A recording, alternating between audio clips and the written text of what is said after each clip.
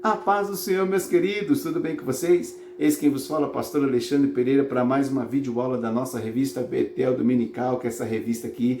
Desde já agradeço o meu pastor Marcos Moreira, que é presidente da Igreja Assembleia de Deus Ministério de Madureira, Campo de Ourinhos e região, a igreja a qual eu pertenço. Também agradeço a você que tem me assistido, que tem me acompanhado, você que se inscreveu neste canal, Deus abençoe a sua vida. Você que não se inscreveu ainda, se inscreva, vamos juntos aprender com o Mestre dos Mestres, Jesus Cristo. Hoje estudaremos a lição de número 3, que traz como título Vencendo os Mecanismos de Defesa da Velha Natureza. Uma lição muito rica, muito profunda. Você com certeza irá aprender coisas novas, assim como eu aprendi, e vale a pena você ficar comigo até o final desta aula. Vamos ler a nossa introdução, que diz assim: a presente lição tratará dos mecanismos de defesa da velha natureza, citando os principais tipos. Em contrapartida, apontará a vacina da graça para tratar e vencer a velha natureza. Vamos ler também o nosso texto áureo, que fala assim: porque a inclinação da carne é morte, mas a inclinação do Espírito, com letra maiúscula, se referindo ao Espírito de Deus, é vida e paz. Romanos 8:6. E também a nossa verdade aplicada que diz assim: aquele que nasceu de novo e anda em espírito, não mais vive dominado pelas inclinações da velha natureza. Então aqui a gente já tem um panorama geral do que nós iremos abordar aqui, sabendo que nós temos mecanismos de defesa que precisam ser vencidos, e para que eles sejam vencidos, necessariamente precisamos da graça vinda através do Espírito Santo. Vamos ao nosso primeiro tópico, que diz assim: as defesas da velha natureza. Antes de abordarmos acerca dessas defesas, vamos voltar um pouquinho lá no Jardim do Éden. No capítulo 2, versículos 16 e 17, Deus dá uma ordem a Adão dizendo que ele não poderia comer do fruto da árvore que traria o conhecimento do bem e do mal. Deus estabelece essa ordem. Nos versículos posteriores, Deus cria a sua esposa Eva. No entanto, a ordem é imediata a Adão e não a Eva. Quando a gente chega no capítulo 3, a partir do versículo 4, a serpente, que era o animal mais sagaz ali do Éden, e que a gente sabe que estava possuída por Satanás, utiliza de alguns argumentos para convencer Eva. Dentre eles, ele fala para que ela comesse, se a partir de então ela teria conhecimento do bem e do mal, ela seria como Deus. Ele vai utilizando esses argumentos, tentando convencer de que ela, se comesse, seria bom. E Eva chega a algumas conclusões. Ela diz: realmente a árvore é muito bonita. São conclusões naturais, da pureza. A árvore é muito bonita, o alimento é um alimento bom para se comer. E aí ela chega à seguinte conclusão: vai me trazer conhecimento. Conhecimento é bom. E aí, então ela vai e se alimenta do fruto que era proibido, e não só isso, ela também dá ao seu esposo. Eles comem, a Bíblia diz lá em Gênesis 3:7 que os olhos deles se abrem, e a partir de então eles passam a enxergar a si mesmos, a enxergar o mundo de uma forma diferente daquelas que eles haviam. E não só isso, o homem passa a ter sentimentos diferentes, sentimentos que ele nunca tinha tido, como raiva, medo, solidão, tristeza, angústia. E por causa desses sentimentos diferentes, ele então desenvolve mecanismos de defesa. E a gente já vai perceber isso lá no Éden mesmo, que Adão, ele recebia a visita de Deus todos os dias, todas as tardes, e depois da queda, quando ele recebe a visita de Deus, ele se esconde, porque ele percebe que ele estava nu. E Deus diz: por que você se escondeu? Ele diz: porque eu tive medo. Sentimento de medo é um sentimento que Adão nunca havia tido. Por isso ele desenvolve um mecanismo de quê? De fugir, de se esconder. E não só isso, a gente vai ver também lá em Gênesis capítulo 3, versículo 17, quando Deus vai interrogar a Adão acerca da sua atitude, da sua ação, Adão imediatamente culpa a Eva. Deus diz: você comeu, o que aconteceu? Explique. E ele diz assim: a mulher que tu me deste foi que me deu do fruto proibido. Note que ele faz uso de um mecanismo de defesa chamado de projeção. Ele projeta em Eva a culpa que era dele. E é naturalmente humano isso, da gente querer encontrar culpados acerca das mazelas que nós praticamos. E não só Adão faz isso, Eva também usa esse mecanismo de defesa chamado de projeção. Ela projeta na serpente a culpa. Ela diz assim: a serpente que me enganou. Então, a partir da queda do homem, o homem passa a desenvolver mecanismos de defesa, e esses mecanismos de defesa se tratam das características do homem velho, ou da velha natureza humana. E não só esse, existem outros mecanismos de defesa. O próprio Cristo diz lá no livro de Mateus, capítulo 7, do versículo 3 e 5, que alguns querem tirar um cisco do olho do irmão, sendo que no dele tem uma trave. E isso também é um mecanismo de defesa chamado de identificação. Eu consigo identificar no outro algo de errado, ainda que seja minúsculo, não consigo enxergar em mim coisas erradas e grandiosas que estou fazendo, que estou praticando. E não só esses mecanismos, existem outros mecanismos também, como a sublimação, que a gente percebe isso também lá no livro de Gênesis, que é pessoas que têm características revoltosas dentro de si, e elas manifestam de formas diferentes e muitas vezes com violência. Um exemplo disso é Caim com Abel, em que ele tinha um sentimento e Deus disse para ele assim: a tua vontade será contra ti. Deus falando com Caim. E a ti cumpre dominá-lo. Então existia dentro dele um sentimento ruim que ele deveria controlar. E Deus diz para ele controlar, mas ele não controla. Ele vai e assassina seu irmão. E isso também é um mecanismo de defesa, de tentar ocultar um sentimento que está dentro de si, chamado de sublimação. Então nós temos uma série de mecanismos de defesa, né, e nós queremos abordar alguns apenas, como a negação, que nós iremos discorrer nos próximos tópicos. Então, a negação, um exemplo bem claro acerca disso, né, bem simples, é as pessoas que têm problema com o alcoolismo. Essas pessoas dificilmente elas chegam à conclusão e elas assumem a condição que ela tem, que ela está doente, que ela precisa de tratamento, que ela precisa de um acompanhamento. Ela diz: não, eu só bebo socialmente, eu não tenho problema nenhum. Né? E na verdade, essa pessoa não consegue ficar sem beber. Então nós temos esse mecanismo de defesa chamado negação. Até em Adão a gente vai perceber isso quando Deus se manifesta a ele, quando Deus procura ele, ele se esconde, ele nega, ele não aceita a situação de desobediência. E nós precisamos perceber isso para que esses mecanismos do velho homem não façam parte da nossa vida e nos distancie do Senhor. Porque isso, ainda que inconscientemente praticamos, eles existem, eles estão aí. E se nós andarmos segundo o Espírito Santo, segundo a vontade de Deus, nós não iremos cumprir os desejos da carne. Inclusive, essas características, esses mecanismos que nos distanciam do Senhor. É claro que existem mecanismos naturais que são bons, né, formados dentro de nós, mecanismos que trazem coisas boas, mas dentro desta realidade pecaminosa nós precisamos fugir, nós precisamos tirar da nossa vida. Lá em Efésios 2:3, a palavra de Deus diz assim: entre os quais todos nós também antes andávamos nos desejos da nossa carne, fazendo a vontade da carne e dos pensamentos.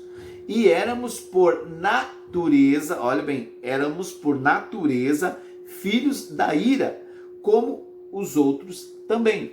Então, nós por natureza agimos segundo os rudimentos da carne, dos nossos pensamentos.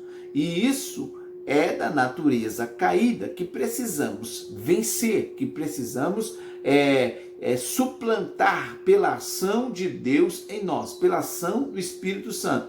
Por quê? Porque pelo homem entrou o pecado, por Adão entrou o pecado. Como diz, né? todos pecaram e estão destituídos da glória de Deus. Por quê?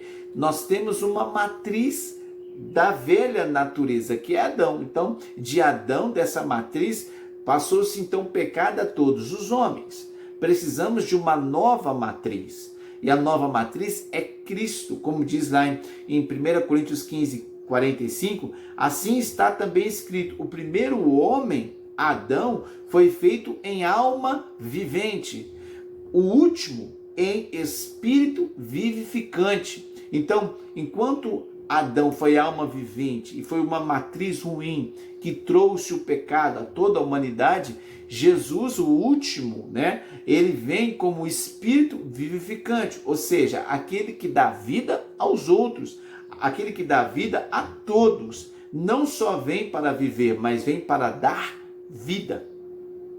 Lá no tópico 1, 2, nós iremos falar sobre a negação e a mentira, que é o primeiro mecanismo que a gente vai aprofundar.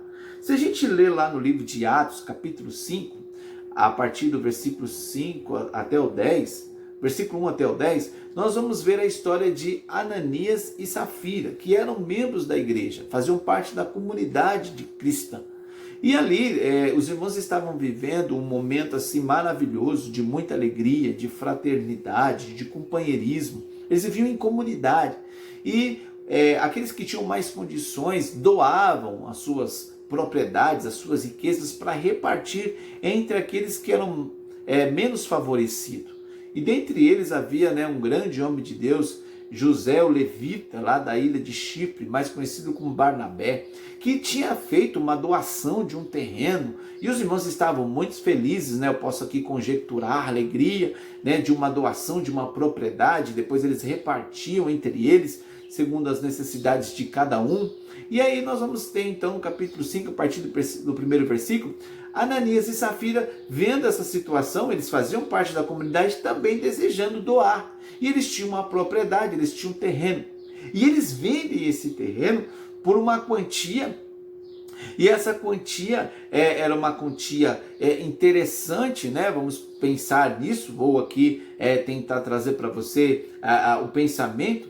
E quando eles iam entregar aos pés dos apóstolos, quando eles entregar lá para os dirigentes que cuidavam das comunidades, eles ocultaram, eles pegaram parte do valor e deram só uma pequena parte, ou a metade. A Bíblia não descreve em detalhes, mas eles ocultam uma parte da propriedade. Vamos pensar aqui, faz de conta que eles estavam lá, e aí tem uma propriedade, precisamos vender a propriedade. Irmãos, vamos orar aqui, vamos pedir para que Deus possa preparar um comprador. Isso você percebe muito bem nas igrejas, hoje acontece muito disso. E ali a propriedade é vendida, mas na hora de dar a propriedade para ajudar a comunidade cristã ali dos irmãos, eles ocultam, eles tiram parte e entregam a uma pequena parte. E ali Pedro diz assim, essa foi a venda, vocês venderam por este valor? Ananias, ele imediatamente diz, não, foi por esse valor que a gente vendeu. Aí Pedro, o pastor Pedro diz assim, você está querendo enganar quem? Está querendo enganar o Espírito do Senhor? Você não sabe que tudo está aqui, está sendo dirigido, direcionado por Deus? Você está achando que você pode trazer alguma coisa lá de fora, do velho homem, da velha natureza, de enganar, de iludir, de ludibriar? Isso não é possível aqui. Estou aqui parafraseando, estou aqui trazendo para vocês mais ou menos o que poderia ter acontecido. E ali Ananias, ele provavelmente fica estarrecido, ele fica perplexo com a situação. E a gente sabe que Deus estava iniciando, e era a igreja primitiva, ela precisava de um direcionamento, e ela precisava realmente de manifestações de Deus ali, para que ela não se contaminasse, para que ela não se pervertesse, para que o povo realmente percebesse que aquilo era Deus direcionando, aquilo tudo fora criado pelo Senhor. E ali a Bíblia vai dizer que Pedro diz que aquele homem estava enganando o Espírito Santo, que ele iria morrer. E na mesma hora o homem cai duro, morto. Vêm alguns outros, e levam o corpo dele, tira, como era de costume, tirava da cidade, levam o corpo dele. 3 horas depois chega a sua esposa Safira, perguntando do marido, e ali Pedro faz a mesma pergunta. E ela sabia da realidade de quanto havia sido vendido e sabia também que o marido havia escondido parte do valor da venda. E ali Pedro pergunta para ela assim, por qual quantia foi vendido o terreno? Ela disse, não, foi vendido por um valor, e falou um valor irrisório, um valor mais baixo, diferente da realidade, diferente da verdade. E ali Pedro diz assim, olha, acabaram de levar o seu marido, ele foi morto, e da mesma maneira vai acontecer com você. A palavra de Pedro, o pastor Pedro fala e a mulher imediatamente, ela cai dura, morta. Por quê? Porque ela tenta ocultar, ela tenta enganar. Aquilo foi um exemplo, né? Toda a comunidade ficou perplexa, né? Ficou admirada, com um temor dentro do coração. Eles ficaram, né, sentindo um temor de Deus, sabendo que realmente a palavra daqueles homens eram palavras que vinham do Senhor e que eles estavam debaixo da orientação do Espírito Santo. Então a negação é algo terrível, é algo destruidor. A negação é algo que nós precisamos tomar muito cuidado com ela, porque a negação geralmente ela vem com mentiras, né? Isso também é uma característica do velho homem, mentir. E não só isso, do pai da mentira, que é Satanás. Então, Ananias e Safira, eles não só negaram uma situação real, como também mentiram. E mentiram para quem? Para Deus, mentiram para o Espírito Santo. E isso é algo muito sério. Ambos morreram porque permitiram que este mecanismo de defesa entrasse e posteriormente levassem-os a mentir contra Deus. Lá em Colossenses 3, 9 e 10 diz assim, não mintais uns aos outros, pois que já nos despistes do velho homem com seus feitos e vos vestistes do novo, que se renova para o conhecimento segundo a imagem daquele que o criou. Então, a mentira é algo da velha natureza, do velho homem. Nós precisamos tirar esta roupagem suja, imunda e colocar a roupagem do novo homem, a roupagem da roupa dada por Deus, que são roupas que nos levarão às características de Cristo, a nos comportar como Cristo, a agir como Cristo, a pensar como Cristo.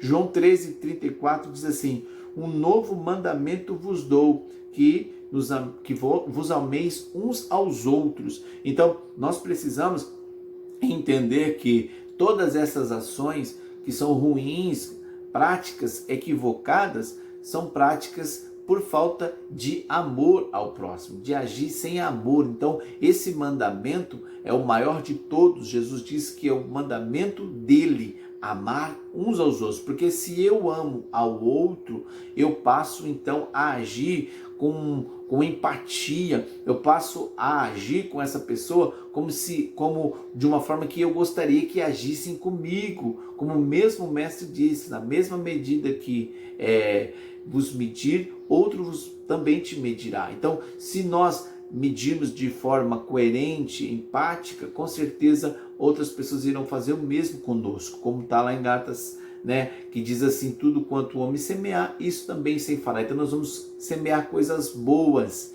Então o amor de Deus que está dentro de mim vai me fazer amar a mim mesmo. E este amor irá me fazer amar ao próximo. E assim, quando eu amo o próximo, eu realmente estou dizendo que eu amo a Deus. No tópico 3, 1.3, nós iremos falar sobre a camuflagem. O que seria isso, né? Se a gente observar os animais, por exemplo, nós temos o camaleão. O camaleão ele é um animal que tem essa capacidade, esse mecanismo de defesa de se camuflar. Então ele consegue se esconder, né, dentro do contexto da onde ele está ali, de uma árvore, de alguma coisa, ele se camufla, ele se esconde, ele muda de cor. E essa habilidade que ele tem de mudar de cor é o mecanismo de defesa dele. E muitas vezes nós permitimos que alguns mecanismos de defesa, de camuflagem entrem na nossa vida. A gente percebe isso naquilo que Jesus disse para os religiosos da sua época, né? Escribas, fariseus, saduceus, zelotes. Aqueles religiosos, eles tinham características, principalmente o fariseu. O fariseu, ele tinha, né, na sua presença aquele comportamento de uma pessoa que estava intimamente ligado com Deus, mas só na aparência, né? Então eles faziam orações extensas nas praças, jejuavam e ficavam, né, naquela maneira assim, todo descabelado, para todo mundo ver que eles estavam em jejum. Eles pegavam trechos das escrituras, trechos extensos, e colavam na sua testa, no seu braço, né, as escrituras, para mostrar a devoção que eles tinham, a preocupação com as escrituras sagradas. Então eles tinham uma série de características que representavam uma certa espiritualidade, mas no fundo era religiosidade mesmo, né? No fundo eles estavam distante de Deus, porque dentro deles havia podridão. Jesus os chama de sepulcro caiado, né? Que é isso? Exteriormente está tudo muito belo, muito bonito, mas por dentro está cheio de ossos, cheios de rapina. Então nós temos essa característica de tentar camuflar, de representar algo que no fundo não somos, né? Tem aquela máxima que diz que um certo dia o pastor estava na igreja e o menino estava com o seu pai, e o menino disse para o pai assim: pai, perto do pastor, pai, vamos viver aqui na igreja, vamos morar aqui na igreja. E esse pai, né, admirado com as palavras do filho, sem saber o que realmente estava no coração dele, diz assim: tá vendo aí, pastor? Olha meu filho como ele ama estar na igreja, né? Ele quer morar aqui na igreja, esse menino é uma bênção. E o pastor, sabiamente, pergunta para o menino: por que você quer morar aqui na igreja? E o menino diz assim: é porque aqui na igreja o pai é tão bonzinho, o pai é tão maravilhoso, quando ele chega lá em casa, ele é um demônio, então eu quero morar aqui na igreja. E justamente, né, essa história vai refletir nessa capacidade do homem de tentar ocultar aquele que está dentro dele, na verdade. E nós precisamos tomar muito cuidado de não vivermos religiosidade. Devemos sim viver a religião verdadeira que Tiago descreve, mas esta religião ela é pautada que na ação do Espírito Santo em nós, em vivermos em novidade de vida, em vivermos na égide do Espírito Santo. Porque assim a gente vai agir com amor ao próximo, a gente vai ter preocupação com aquelas pessoas que realmente elas merecem ser preocupadas, né? No sentido de elas merecem receber a minha preocupação, e não só isso, pessoas que não vão me devolver, né? Porque muitas das nossas ações são reflexos de coisas que a gente pode obter de volta, e isso desagrada a Deus. Então nós temos essas características de camuflagem que muitas vezes precisam ser suplantadas pela ação do Espírito Santo, porque quando assim o fazemos, não precisaremos ocultar nada, esconder nada. Somos o que somos filhos de Deus. Vamos para o nosso segundo tópico, que irá falar sobre a ira, né? Então, a ira é algo também que precisa ser compreendida na sua integridade. Então, a palavra ira, ela tem dois vocábulos que falam acerca dela, acerca do que seria a ira na Bíblia. Então, timos ou tumos, que nos fala acerca de cólera, de raiva, né? de revolta. E temos também orge, que é uma ira já pensando em relação à ação de Deus. A ira como resultado da ação divina. O que seria a ira divina? A ira divina é a reação de Deus com a sua santidade. Então Deus ele é tão santo, Deus é tão puro, que ele não pode olhar para o pecado. Então quando o homem vive, quando uma sociedade vive, quando uma civilização vive em promiscuidade, em pecado, em transgressão, Deus precisa reagir, a sua santidade reage diante disso. Por isso nós vamos ter situações como lá em Sodoma e Gomorra, como no tempo de Noé, o Nínive, e a gente vai ter depois, posteriormente, no final de todas as coisas, né, o Apocalipse em si, né, o período de grande tribulação, que na verdade é o quê? A manifestação da ira de Deus para com aquele que é pecador, para com aquele que vive em pecado. Por isso que nós cremos que a igreja não passará pelo período de grande tribulação, porque na verdade o período de grande tribulação é a manifestação da ira de Deus, conforme está lá em Tessalonicenses. Então Deus não reservou a nós para a ira do Senhor, não nos reservou para isso, mas sim para vivermos eternamente com Ele, gozando do fruto, né, que Ele disse que iríamos gozar, né, vivermos nas mansões celestiais. Agora, a ira, Timos, nós precisamos vencê-la, né? Como está lá no nosso segundo tópico 1. A ira da velha natureza precisa ser convertida, ela precisa ser vencida. Então nós temos Efésios 4:26, olha o que diz: irai-vos e não pequeis, não se põe o sol sobre a vossa ira. Então a natureza nossa vai nos levar a irar, mas a ira não pode ser precedida de pecado. Eu preciso me controlar. Eu não posso permitir que essa ira vire cólera, vire revolta, vire situações de pecado, né? É natural, tem uma frase que diz que eu posso até deixar que os pássaros voem sobre a minha cabeça, o que eu não devo permitir que eles pousem na minha cabeça. Então a ira, ela é algo que vem em nosso coração, mas que a gente não pode permitir que ela faça com que se torne pecado diante de Deus. Por isso precisamos da ação do Espírito Santo para aprendermos nos controlar, para que o Espírito Santo nos ajude a agir prudentemente em situações complexas, porque a ira vem em situações que nos levam ao descontrole. Por isso precisamos orar, buscar a Deus para que isso venha a ser vencido em nossas vidas. Efésios 4:31 diz assim: toda amargura e ira e cólera e gritaria e blasfêmias e toda malícia sejam tiradas de entre vós. Paulo está escrevendo aos Efésios, né, a igreja. Então ele está orientando a igreja como deve ser o comportamento dela. Se a igreja não tivesse ira, não seria necessário escrever isso. Mas como é algo natural, da natureza humana, da natureza do velho homem, Paulo orienta como agir de forma coerente, de forma que é agradável ao Senhor nosso Deus. E aqui, no 2:2, nós iremos falar acerca do perigo da autonegação. Então nós falamos, né, da camuflagem, falamos da ira e agora vamos falar do perigo da autonegação. Nós temos a tendência de ocultar os nossos pecados. Nós temos a tendência de tentar esconder e mostrar só o nosso lado bom para as pessoas. Mas Deus nos conhece na totalidade.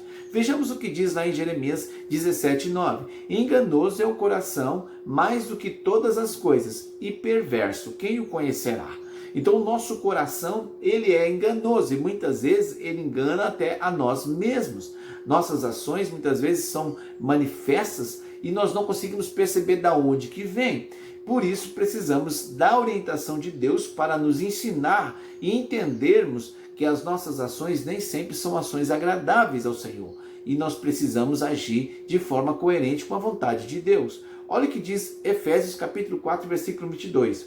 Quanto ao trato passado, vos despojais do velho homem, que se corrompe pelas concupiscências do engano, e vos revestis do novo homem. Então, mais uma vez, aqui nós lemos lá em Colossenses, agora em Efésios, Deus falando a mesma coisa, que nós precisamos ir trocando as nossas vestes, e trocando a nossa vestimenta, tirando a vestimenta do velho homem, da velha natureza, e colocar a do novo. Como é que a gente faz isso? Através de oração, através da busca da presença de Deus, de se revestir da graça de Deus, do Espírito Santo de Deus, do estudo, da leitura da palavra de Deus. Precisamos ter esse cuidado de buscar orientação, porque todas as vezes que eu agora senti que esse sentimento de ira, todas as vezes que eu senti isso hoje, a partir desse estudo que nós estamos fazendo, eu vou lembrar, opa, a ira eu preciso controlá-la. A ira é um impulso da velha natureza, então eu não posso dar continuidade a isso, eu não posso permitir que o sol se ponha sobre a minha ira. Então nós iremos aprendendo da palavra de Deus e depois, quando nós estivermos diante de uma situação complexa, difícil da nossa vida, da nossa caminhada, nós vamos lembrar aquilo que a gente aprendeu. Jesus disse isso, né? Jesus foi bem claro. Ele nos deu essa orientação, ele nos deu essa instrução de crermos que naquele momento de dificuldade o Espírito Santo vai nos conduzir, vai nos ensinar, vai nos orientar acerca de todas as coisas. Vejamos o que acontece lá em Jonas, preste bem atenção, em Jonas capítulo 4, né? Jonas, ele fica irado, ele fica revoltado com Deus, por quê? Porque ele sabia que Deus era poderoso para perdoar e para ter misericórdia. Deus dá uma ordem para ele pregar em Nínive, né? Claro que você conhece essa história. Ele, em vez de ir para Nínive, ele vai para outra cidade, ele foge, sabendo que Deus iria perdoar esse povo se ele pregasse. E quando lá ele chega, ele prega, né? E nós temos aí mais de 100 mil pessoas ali naquela cidade, e ele faz a sua pregação, e as pessoas são convencidas por Deus. O líder, né, o rei, coloca todo mundo para buscar o Senhor, até os animais ele coloca para jejuar, as crianças, e ali o povo se arrepende de seus pecados, se convertem a Deus, e Deus ele não destrói a cidade de Nínive. Jonas, depois disso, sabendo o quanto Nínive havia feito de mal para o seu povo, ele fica revoltado, porque no fundo do seu coração, o seu sentimento era um sentimento de destruição. Ele queria pregar uma mensagem e queria que isso acontecesse, né, para que a palavra dele se cumprisse. E então ele fica irado dentro de si. E ele fica num lugar, num determinado lugar, ele busca sombra, né? Mas estava revoltado, né? Ele não estava aceitando essa condição de Deus manifestar a sua misericórdia, a sua compaixão, demonstrando a sua própria natureza de iracundo. E ali então vamos ter algo interessante, que de repente uma planta começa a crescer ali aonde Jonas estava. Como ele estava buscando sombra, aquela planta, né, o cerca e se coloca como frondosa, e coloca ele debaixo de uma sombra, né, de um lugar agradável, e ele fica feliz com aquilo. No entanto, no outro dia a planta seca e morre. E ali ele manifesta a sua ira, e Deus pergunta: por que você está com esse sentimento? Por que você está irado dentro de você? E ali ele começa a travar um diálogo com o Senhor. E aí Deus pergunta: mas essa ira, esse sentimento que você tem, é necessário? Esse sentimento que você está é coerente com a situação? É válido? E ali Jonas começa a fazer essa reflexão. E essa mesma reflexão, muitas vezes, a gente precisa fazer também nas nossas vidas. Será que é válido eu me irar? Será que é válido eu entrar nessa dimensão? E essas reflexões, essas instruções da Bíblia nos ajudam aos nossos relacionamentos, a agirmos com sabedoria e com prudência. As perguntas que Deus fez a Jonas, essas perguntas, elas precisam ser feitas por nós. Será que vale a pena? Será que vale a pena discutir? Será que vale a pena se irar? Será que vale a pena se distanciar de Deus, nem que seja por um instante, diante dessa ação, diante dessa atitude? Então isso precisa ficar bem claro em nossas mentes, isso precisa ficar bem claro em nosso comportamento, porque viver em paz é o melhor caminho, é o fruto, né, do Espírito Santo, ter paz, ter alegria, e isso vem quando a gente não permite que a ira se acenda dentro de nossos corações. No tópico 2, 3, nós iremos falar sobre as causas desta ira. Então lá no livro de Tiago, capítulo 4, versículo 1, 2, diz assim: de onde vêm as guerras? E por elas, da onde que acontece entre vós? Porventura não vem de saber acerca de coisas, dos deleites que nossos membros guerreiam entre nós? Então, Tiago, no capítulo 4, ele vai discorrer acerca de algo importante. Ele vai colocar que essas guerras, essas lutas, essas batalhas estão dentro de nós. E elas precisam ser travadas aqui dentro. Através de quê? Da ação de Deus em nós. E isso nos faz refletir, né? Isso nos faz pensar daquele contexto em que Paulo coloca, né, que o homem ele está em conflito, né, a carne e espírito, conforme nós estudamos em lições anteriores. Nós precisamos ter esse cuidado, precisamos vencer isso, porque se permitirmos que esse sentimento invada nosso coração, conforme está lá em Efésios 4:27, em que Paulo diz assim: não deis lugar ao diabo. Então, quando eu permito que a ira entre no meu coração, quando eu permito que essa velha natureza ela se manifeste em mim, eu estou dando lugar ao diabo. Vamos continuar? Tópico 3 agora, a graça de Deus e a velha natureza. Agora nós iremos perceber como fazer para não permitir realmente, porque na hora da situação complexa, muitas vezes a gente se descontrola, muitas vezes a gente perde o foco, muitas vezes a gente chuta o balde e precisamos saber como irá vencer essas situações que estão tão presentes, né? Como está escrito lá em Hebreus, o pecado que tão de perto nos rodeia. Enquanto o diabo está ao nosso derredor, bramando como leão, buscando a quem possa tragar, o pecado não. O pecado está bem perto da gente, está bem próximo de nós, está intrínseco a nós e nós precisamos vencer isto. E a graça de Deus, ela é o remédio para me curar, né? Essa graça de Deus, ela age em nós. Conforme está lá em 2 Pedro, capítulo 1, versículo 4, que diz assim: pelas quais ele nos tem dado grandíssimas e preciosas promessas, para que por elas fiquemos participantes da natureza divina. Então, como disse para vocês, nós, a partir do momento que entregamos a nossa vida para o Senhor, como está lá em 2 Coríntios 5,17, né? Quem está em Cristo, nova criatura é, as coisas velhas se passaram, tudo novo se fez, ou tudo se fez novo. Nós temos aí essa condição dessa natureza de Deus em nós, da natureza divina, que a gente precisa o tempo todo trazê-la para o nosso dia a dia, os nossos comportamentos serem de acordo com a vontade de Deus. Jesus mesmo disse isso lá em João capítulo 14, versículo 26. Mas aquele Consolador, o Espírito Santo, que o Pai enviará em meu nome, vos ensinará todas as coisas e vos fará lembrar de tudo o que tenho dito. Então o Espírito Santo é quem vai nos ensinando, é quem vai nos instruindo. O Espírito Santo é quem vai mostrando quem realmente somos e aonde precisa ser tratado.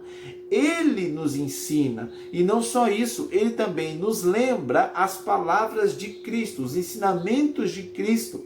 É ele quem vai nos conduzindo, ele vai tratando com o nosso espírito, ele vai tendo harmonia, orientações normativas ao nosso espírito, e as nossas ações passam a ser polidas pelo Espírito Santo em nós. No tópico 3.1 vai falar acerca da vacina da graça. Então, nós precisamos entender acerca dessa ação da graça de Deus em nós. Como está lá em Tito 2,11, né? Graça de Deus é manifestado, trazendo salvação a todos os homens. Note que a graça de Deus é manifestado e não manifestada, porque se trata da ação de Cristo no masculino, manifestado. Cristo se manifesta em nós através da ação do seu Espírito Santo e nos faz com que o nosso comportamento seja de cristãos, sejam comportamentos como foi o de Cristo. Então nós temos lá em 2 Coríntios capítulo 12, versículo 9, dizendo assim: e disse-me, a minha graça te basta, porque o meu poder se aperfeiçoa na fraqueza do homem. Então Deus, ele mostra para Paulo que a graça do Senhor, ela é suficiente para nos aperfeiçoar, que a graça utiliza até as nossas fraquezas para nos trazer aperfeiçoamento. Olha que coisa linda, olha que coisa interessantíssima. Então, quando eu permito que a manifestação da graça seja completa, o que é a graça? O favor imerecido de Deus em mim, através da ação do seu Espírito Santo, através do convencimento dele. Então, quando eu permito essa ação de Deus em mim, as minhas ações passam a ser ações de cristãos, ações semelhantes à de seu Cristo. No tópico 3.2, nós vamos falar sobre a permissão que devemos dar acerca da ação de Deus em mim. Então eu preciso desenvolver essa condição, e a partir dessa condição eu desenvolvo quando permito que Deus haja na minha vida. Deus não é do tamanho da minha fé, mas Ele respeita a minha fé.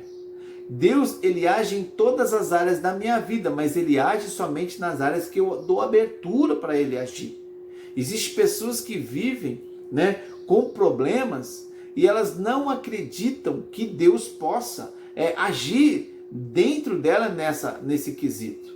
E Deus só age pela fé. A Bíblia diz assim lá em Hebreus 11:6, sem fé é impossível agradar a Deus, porque importa que aqueles que buscam creiam que Ele existe e que Ele é galardoador. Então, Deus não pode fazer nada se esse movimento não for por fé. E existem muitas pessoas que autorizam Deus a agir em determinadas áreas da sua vida e em outras não.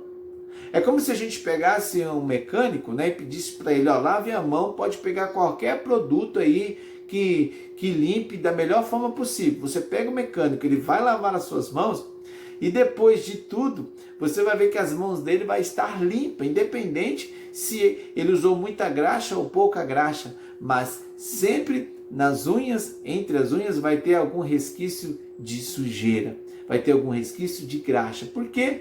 Porque há uma lavagem, mas essa lavagem precisa ser detalhada, profunda, né? Como o salmista disse, limpa-me com hisopo e verdadeiramente serei limpo. Então nós recebemos um novo nascimento, nós recebemos a natureza divina, mas alguns resquícios do velho homem ainda precisam ser vencidos. E esse tratamento eu tenho que permitir que a ação de Deus ocorra em mim. E muitas vezes pessoas travam nisso, né? Como está lá em Romanos 6:22, libertos do pecado, tende o vosso fruto para a santificação e por fim a vida eterna. Então a pessoa ela para ali, né?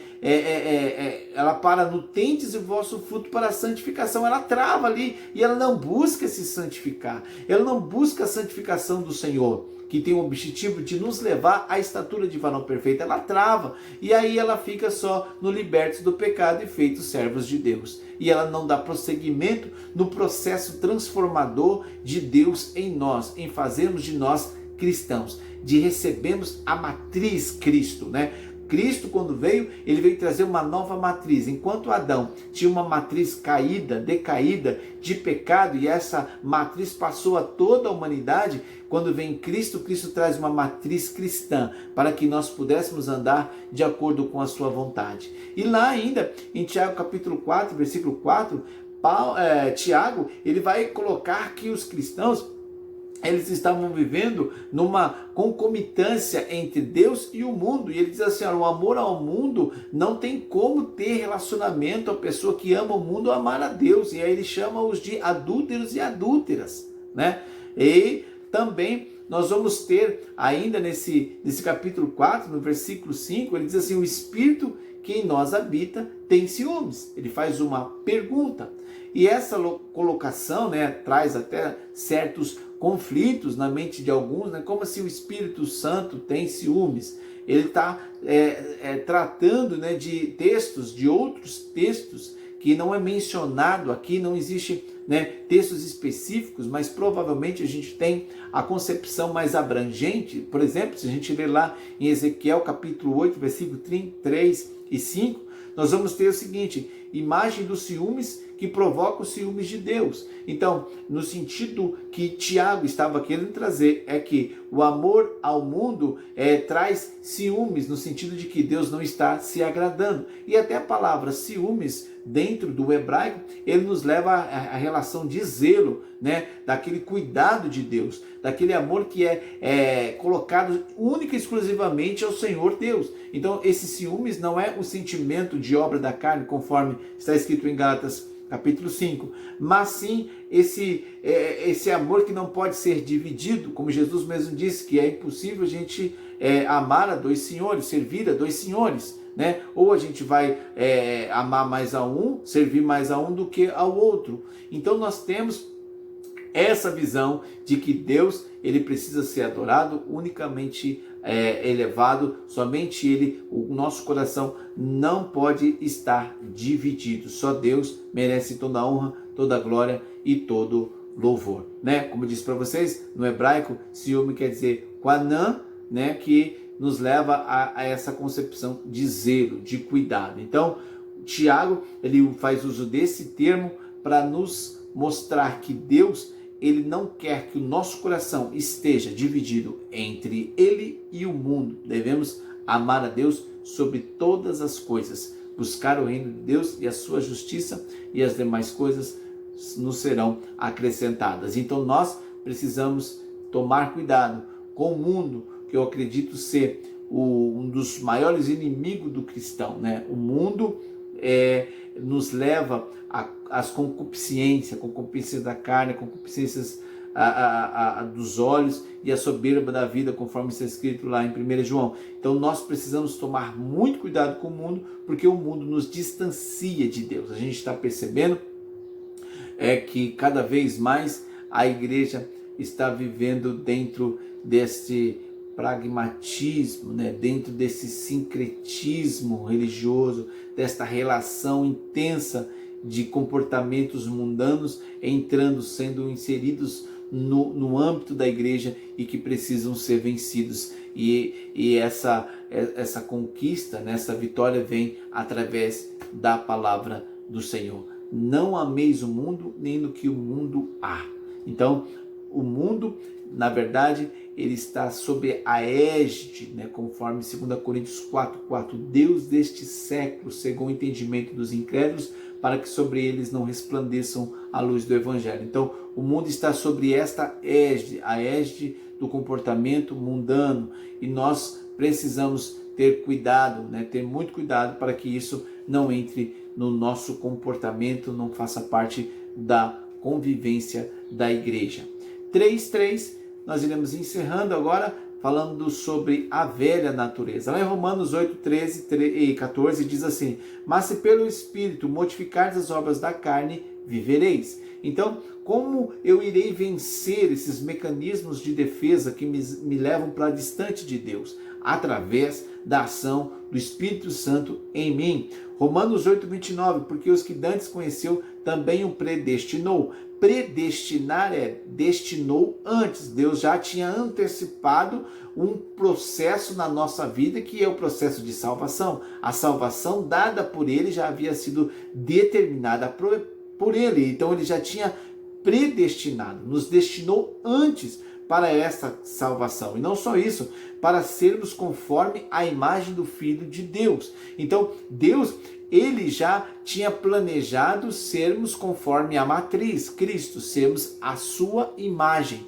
Então, a nossa caminhada é para que cada vez mais sejamos parecidos com Jesus. 2 Coríntios 3:18 ainda diz: o Espírito nos transforma de glória em glória na imagem de Jesus. Então, nosso trabalho aqui, nosso empenho aqui é cada vez mais sermos parecidos com o nosso Mestre, com o Senhor Jesus. E para finalizar, 1 Pedro, capítulo 1, versículo 4, que vai nos dar essa condição de sermos participantes da natureza divina. Então, 2 Pedro 1:4 vai falar acerca disso, que nós temos essa condição de vivermos integralmente ao Senhor, de praticarmos boas obras, de agirmos prudentemente, de não permitirmos que a ira, né, que esses sentimentos herdados por Adão sejam orientadores no nosso dia a dia, sejam condutores das nossas ações. Não, nós temos o Espírito de Deus, a graça de Deus sobre as nossas vidas, a natureza divina em nós, para que a gente possa viver para o Senhor, viver por Ele e para Ele todos os dias. Amém? Essa é a nossa lição. Espero que você tenha aprendido algo novo, né, sobre os mecanismos de defesa,